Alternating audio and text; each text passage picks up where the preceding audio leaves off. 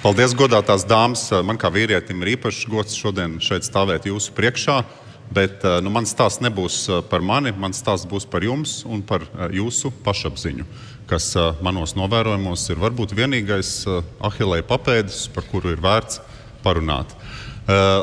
Līderis manā dzīvē, un vispirms, kas ir līdere? Līdere, kādreiz ir mīts, ka līderi ir persona, kas virza citus, kas ir vadītāji citiem. Patiesībā sakot, līdere ir kāda, kas primāri tiek galā ar sevi, neskatoties uz apstākļiem, līdi ir virzīt, virzās kaut kur un virza sevi savā dzīvē. Un, patiesībā sakot, ja tie apstākļi ir īpaši sarežģīti un grūti, tad ar to, ka jūs esat sev līderi un jūs kaut kur tiekat kādā virzienā uz priekšu, jūs esat līderi arī kādai citai, jo nekas nevar būt iedvesmojošāks kā piemērs no jums. Un, protams, arī, lai kļūtu par vadītāju un līderi, primāri ir jābūt līderim pašam sev.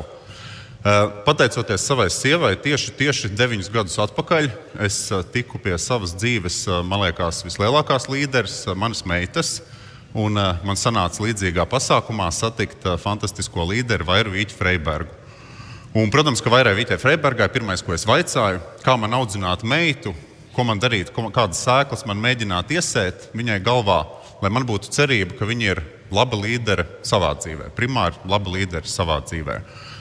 Vairai ilgi nebija jādomā, viņa teica, zini, galvenais ir strādāt pie pašapziņas. Meitenei un sievietei pašapziņa nekad nebūs par daudz.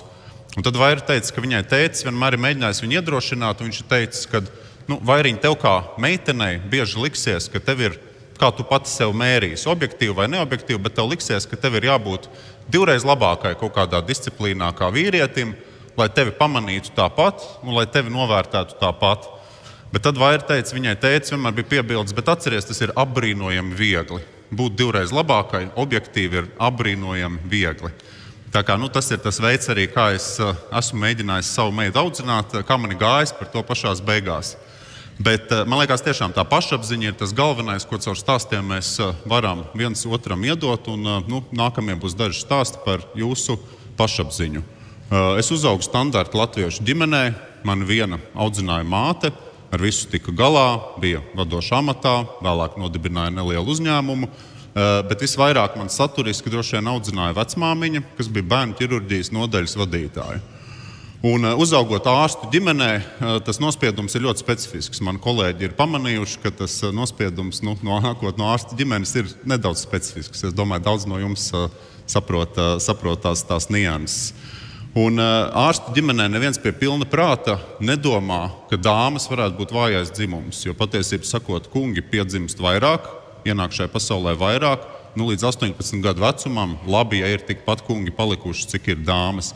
Jebkurā slimībā, jebkurā vecuma kategorijā vīrieši ir fizioloģiski, arī psiholoģiski ļoti bieži nenoturīgāki. Tā kā ārstiem tas būtu pilnīgs nonsens par dāmām runāt kā par vājo dzimumu, un tas nav tas, kā es esmu uzaudzis un kā es redzu pasauli. Ja kādam no jums ir gan puikas, gan meitenes bērni, jūs noteikti atpazīsiet tādu lietu, kad psiholoģijā labi zināms fakts, kad īpaši līdz 5 gadu vecumam puikas ir emocionāli trauslāki. Puikas ir jūtīgāki, trauslāki. Pēc 5 gadiem viņi aptuveni tā kā noslēdzās, viņi paliek bišķiņi tādi noslēgtāki, robustāki. Kāpēc tā tas notiek? Vai mums tur ir kāds nopelns, vai tā tas vienkārši notiek? To mēs īsti nezinām. Pēc tam sākot darbu bankā, kādus 6 gadus pirms krīzes, es ienācu bankā, man nelikās, kā jau es teicu, ka dāmas ir vājais dzimums vai kaut kas tāds vispār ir izmantojams. Varbūt pret kungiem to varētu izmantot, bet arī nebūtu pieklājīgi.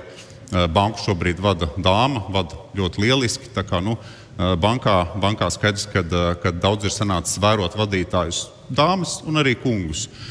Pirmā tāda lielā saskarsme darba vidē ar to, kas man bija krīzē 2009. gadā. Es biju nesen sācis vadīt kreditēšanas pārvaldi.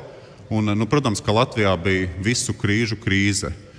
Mums bija tā situācija tāda, kad es skatījos datos, un aptuveni trešdaļa no filiālēm bija ar milzīgu krīzi, tādu pilnīgu katastrofu, un trešdaļa ar filiālēm bija bez nekādas krīzes, un tad trešdaļa kaut kur pa vidu.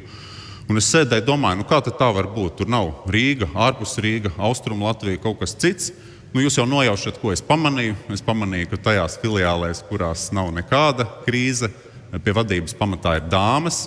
vai varbūt kāds kungs, bet kurš nav tāds tipiskais alfa mačo kungs. Nevar jau tā teikt par kungiem, kungi apvainotos, bet tas varbūt nedaudz sievišķīgāks kungs, ja tādās klišejās runājam. Tās filiāles 1/3, kur bija pilnīga katastrofa, tur bija vienīgi vīrieši, teikšu godīgi. Tur es, man liekas, nevienu sievieti tā arī tajā sarakstā neatradu. Man bija tāds mentors, pieredzējis zviedru kolēģis, viņš man mierināja toreiz, un viņš teica, zini, nenorakst jau tos vīriešus pavisam, nav jau tā, ka viņi ir bezcerīgi. Un kā mierinājumu viņš man teica, es spilgt atceros, viņš teica, piemēram, vīrieši atklāja Ameriku. Tur 1000 aizgāja bojā, bet tad viens tas Kolums atklāja Ameriku. Viņš saka, tu taču piekritīs, sievietes nekādas tādas stulbības nedarīt, kur 1000 aiziet bojā, un tad viena Kristofēre ir atklājusi Ameriku. Tā es tā nomierinājos, es domāju, labi, varbūt kaut kādi plusi ir arī vīriešiem. Toreiz bija globālā finanšu krīze, Lehman Brothers bankrotēja, un es sēdēju un es domāju, ja Lehman Brothers būtu Lehman Sisters, tad arī globāli varbūt tās, ka nebūtu tik traki sanācis.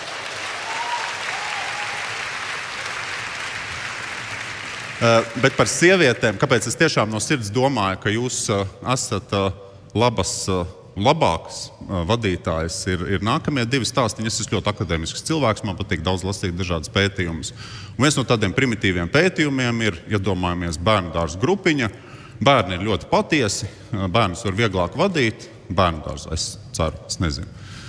Mēs paņemam bērndārs grupiņu, mēs viņu sadalām 2 daļās. Mēs vienai daļai ieliekam vadītāju uzdevumam tādu tipisko vīrieti, tādu mačo vīrieti ar visiem plusiem, mīnusiem. Otrai bērndārs grupiņu pusē mēs ieliekam vadītāju dāmu. Tipisku dāmu atkal ar visiem plusiem, bet arī ar visiem mīnusiem.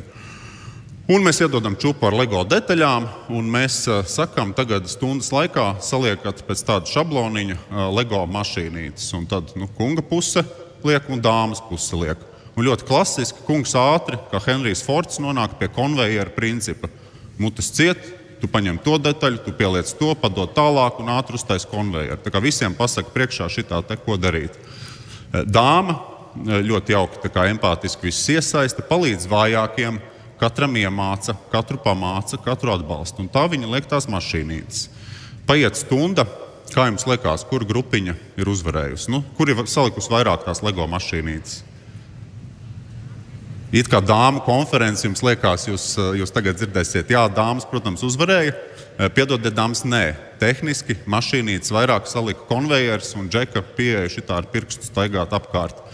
Bet tas interesantākais jautājums ir, jo dzīve jau nebeidzās pēc stundas. Tas interesantākais jautājums ir, kas notiek, ja mēs tos abus vadītājus paņemam malā. Ja mēs paņemam dāmu malā un mēs paņemam kungu malā.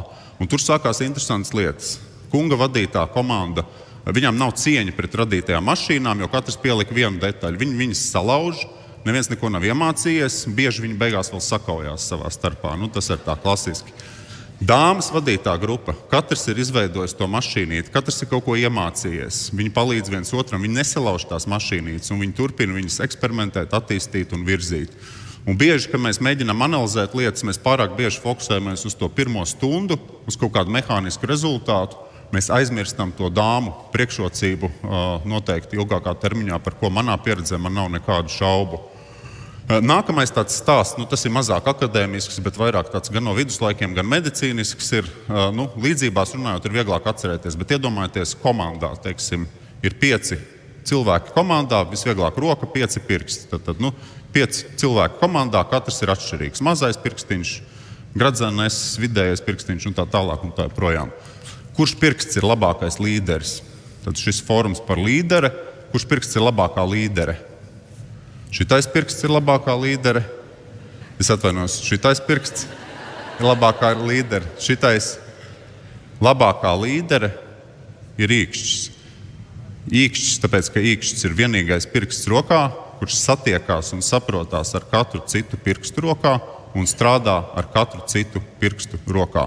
Kā jūs jau nojaušat manu zemtekstu, vīrieši ir ļoti bieži grib būt šitie pirksti, kā es arī iepriekš rādīju. Vīrieši, es atvainojos, ir varbūt garāki un ir šitie pirksti, es nerādu uz jums. Vīrieši ir daudz, es atvainojos, cietumos un tā slimnīcās viņiem vairāk jāpalīdz, un tā vīrieši ir arī mazie pirkstiņi, bet bez nekādiem jokiem labākie līderi ir īkšķi, un dāmām īkšķa loma nāk daudz dabīgāk. Dāma var parādīt arī tā, dāma var parādīt tā, dāma retāk darīs šitā un dāma retāk darīs šitā. Tā kā dāmas dabīgi ir labāks vadītājs un labāks līderis.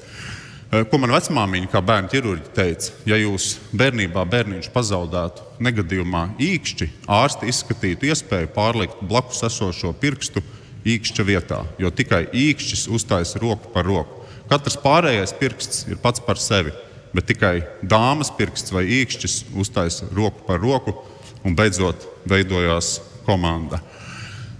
Es bieži mēģinu iedrošināt dāmas arī domāt tā, ka kā strādāt ar to savu pašapziņu, es mēģinu teikt, ir jāsasniedz tas, ko es saucu par Tečeres momentu. Tūlīt izskaidrošu, kāpēc Tečeres moments. Margarita Tečere, fantastiska britu premjere, nāca pie varas laikā, kad vīrieši bija nolaiduši Lielbritāniju uz grunti.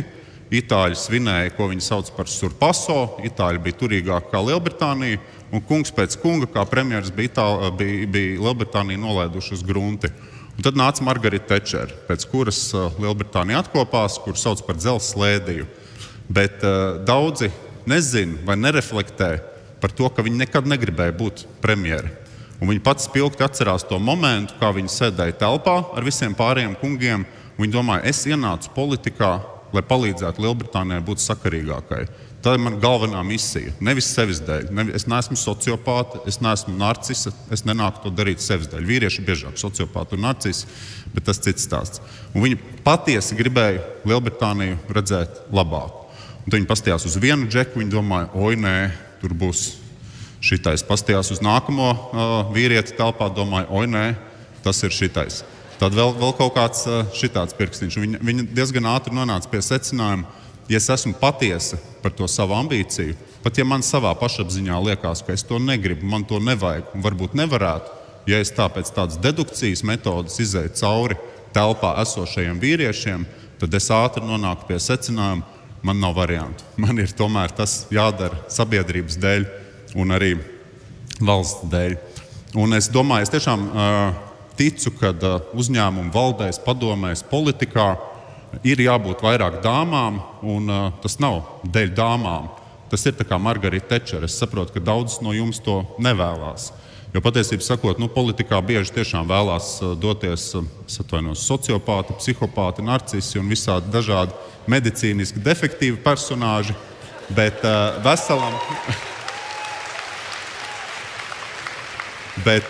veselam cilvēkam to nevajag.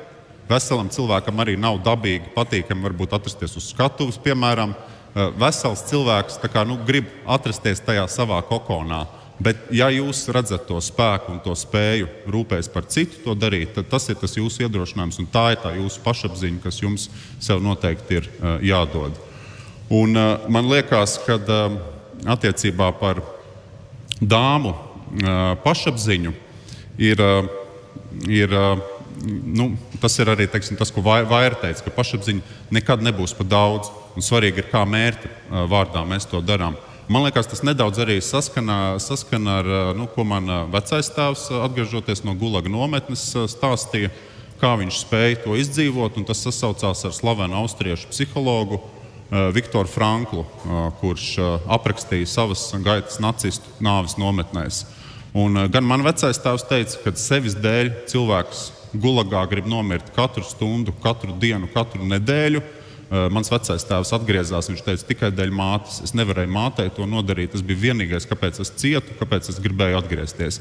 Viktors Frankls bija apsēsts ar grāmatas sarakstīšanu. Viņš gribēja kā psihologs, viņš teica, neviens cits to neizdarīs. Es esmu daudzus gadus psiholoģiski vērojis, kuri cilvēki salūst un kuri grūtībās kaut ko iztur un kuri nepadodās. Un tā bija tā viņa apsēstība.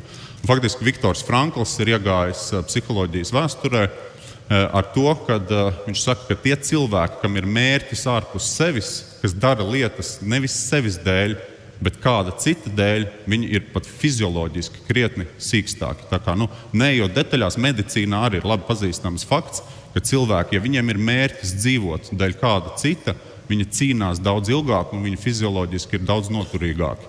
Un šeit man atkal ir labas ziņas jums, dāmas, patīk jums tas vai nepatīk, bet jūs biežāk atrodat mērķi ārpus sevis. Bērns rūpes par kādu citu, rūpes par komandu, rūpes par valsti, kā Margaritas Tečeras gadījumā, vīrieši biežāk ir apsēsti ar sevi, ar savu es, un tāpēc vīrieši arī biežāk izdegot padodās, jo izdegam mēs visi, grūtībām mēs cauri izejam visi, bet jums ir arī iekšā tas papildus, tas drošības vārstulis, ka jūs ļoti bieži dzīvojat jēgpilnu dzīvi, un jūs ļoti bieži izvēles izdarīsiet nevis sevis dēļ, bet kāda cita dēļ. Un tas ir arī jūsu spēks, ko noteikti vajag novērtēt. Un visbeidzot, man sanāca šogad sagadīšanās pēc, un es tā ļoti nopriecājos, ka varēšu izstāstīt jums konferencē šo. Man atkārtot sanāca paveicās satikt Vairu Vītu Freibergu. Un es viņai saku, godātā Vaira, ir mums problēmiņa. Problēmiņa tāda, ka maniem radiniekiem liekas, ka tai manai meitai tā pašapziņa ir pa daudz. Un skaidrs, ka ērtāk ir ar cilvēku, kuram ir maza pašapziņa. Viņš tur klausa, viņam nav savs viedoklis, un tā meita tur sāk jau skolotājiem kaut ko palabot un aizrādīt. Tā diezgan kādreiz liekas, kā tad tā. Bet radinieki sūdzās, un es to stāstu Vairai, un es saku, varbūt ir kāds padoms, ko man tagad darīt. Jo radiniekiem neliekas, ka tā bija laba ideja, un 9 gadi jau pagājuši, varbūt kaut kas vēl ir darāms. Un Vaira tai savā viedumā, viņa pasmaidīja un teica, tu zini, nevajag neko darīt.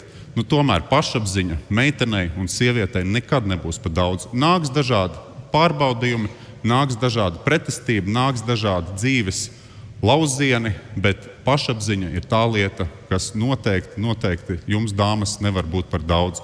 Un tas ir tas, ko es jums no sirds novēlu, un atkal nedaudz pārfrazējot Vairu, atkārtojot sev, ka jūs esat stiprākas un jūs esat varenākas nekā jūs pašas par sevi domājat. Tie ir mani novērojumi un mana absolūta pārliecība. Paldies jums!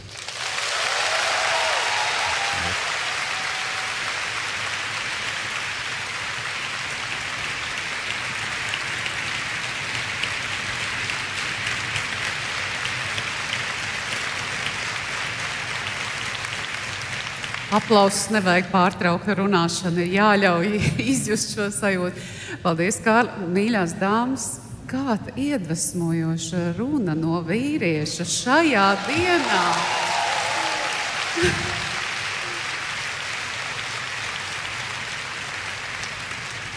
Man, Kārli, 2 jautājumi. Kārli, es pazīstu vēl pirms fóruma, tāpēc uzdrošināšos teikt tu.